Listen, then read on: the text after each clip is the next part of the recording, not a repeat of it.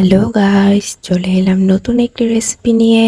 তো আজ আমি চলে এসেছি থোর ভাজি নিয়ে। থোর ভাজি মানে অনেকে এটাকে আটে বলে, মানে আর কি আমার আমার বাপের বাড়ির অঞ্চলে আহ, এটাকে এটে বলে। আমার শ্বশুর বাড়ির এদিকে শুনেছি এটা থোর বলে। এক এক জায়গায় এক এক নামে ডাকে আর কি। তো যাই হোক, আমি থোর ভাজি করছি আজকে, খুব সিম্পলি শিখে নিতে পারো।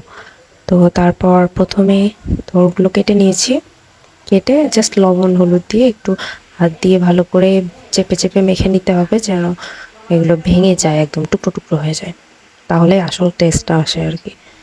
তো মেখে নিয়েছি, তারপর আমি কড়াইয়ে একটু তেল দিয়ে তেলটাকে গরম করে নিয়েছি। তেলটা গরম হয়ে গেলে এর মধ্যে আমি পাঁচফোড়ন আর তেজপাতা দিয়ে দিলাম। পাঁচফোড়ন আর তেজপাতাটা জাস্ট একটু ভেজে নিতে হবে।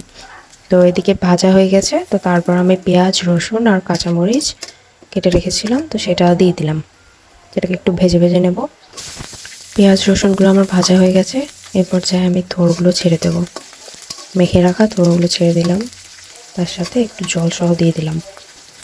যখন আমার খুব তাড়া থাকে তখন আমি জল দিয়ে এভাবে কড়াইয়ে সেদ্ধ না করে আমি এটাকে জাস্ট প্রেশারে দিয়ে দিই, প্রেশার কুকারে আর কি দিয়ে দিই। তো তারপর প্রেশার কুকারে দুটো মতো সিটি হলে তারপর আমি নামিয়ে আবার কড়াইয়ে দিয়ে জলটা শুকিয়ে জাস্ট মানে ইজিলি আর কি বানিয়ে ফেলি। প্লাস যেহেতু তাড়া নেই, তো কড়াই দিয়েই করছিলাম আর কি। আসলে প্রেশারে দিলে হয় কি যে টেস্টটা আর কি নষ্ট হয়ে যায়, আর কড়াই দিয়ে এভাবে করলে না, তো সময় নিয়ে রান্না করলে টেস্টটা খুব ভালো আসে। এটাই আর কি তফাৎ। তো এদিকে আমার ভাজা হয়ে গেছে,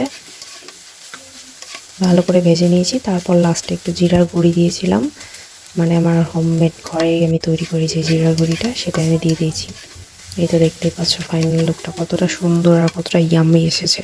খেতেও খুব মজা হয়েছিল সত্যি। তো যাই হোক, আজকের রেসিপিটি ছিল এই পর্যন্তই। নেক্সট ভিডিওতে আবার দেখা হবে। আর তোমরা আমার চ্যানেলে কী কী রেসিপি পেতে চাও অবশ্যই আমাকে কমেন্টে জানাবে। টাটা।